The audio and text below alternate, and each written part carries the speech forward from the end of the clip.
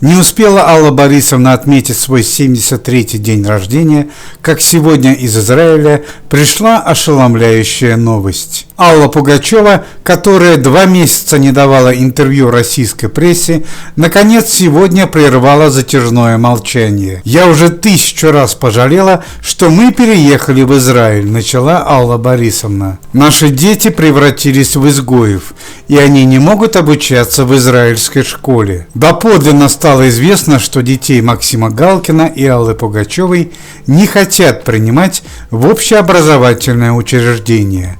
Причина одна – Максим Александрович под арестом и обвиняется в смерти одного из известнейших людей Тель-Авива». Также Алла Борисовна пожаловалась, что в связи с переездом из России в Израиль практически все ее валютные счета были заблокированы. «Спасибо Михаилу, так бы пропали», – поблагодарила за поддержку российского миллиардера Алла Пугачева. Напомним, что российский миллиардер Михаил Прохоров, который также переехал в Израиль, испытывает большую симпатию к семье Пугачевой и помогает им материально. По некоторым данным, российский миллиардер оплачивает Алле Пугачевой лечение, коммунальные услуги, а также выплачивает зарплату адвокату, который ведет дело Максима Галкина. Стало известно, что в Израиле Алла Пугачева ведет весьма скромную и незаметную жизнь, совсем не похожую на сказку о Примадонне.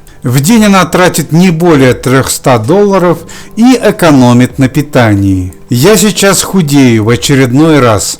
Врачи говорят, это самое главное в моей болезни», – печально улыбается Алла Борисовна. На вопрос о смерти израильтянина Арака Маяма Алла Пугачева, немного подумав, ответила: «Да, красивый, трогательный мальчик, но он принес в нашу семью столько бед, что уже и вспоминать об этом не хочется», – резко отрезала Пугачева. В словах Аллы Борисовны сквозила заметная обида на своего супруга. «Вот сейчас сидим с Михаилом, деньги считаем, сколько надо еще адвокатам заплатить, чтобы нашего Максима Александровича на свободу выпустили», – говорит Алла Пугачева. Популярная исполнительница не исключила свое возвращение в Россию. «Да, не исключено, что через годика 2-3 я и вернусь в Россию, когда все устаканится и жизнь нормальная будет». Напомним, что в эти дни израильская полиция ведет громкое дело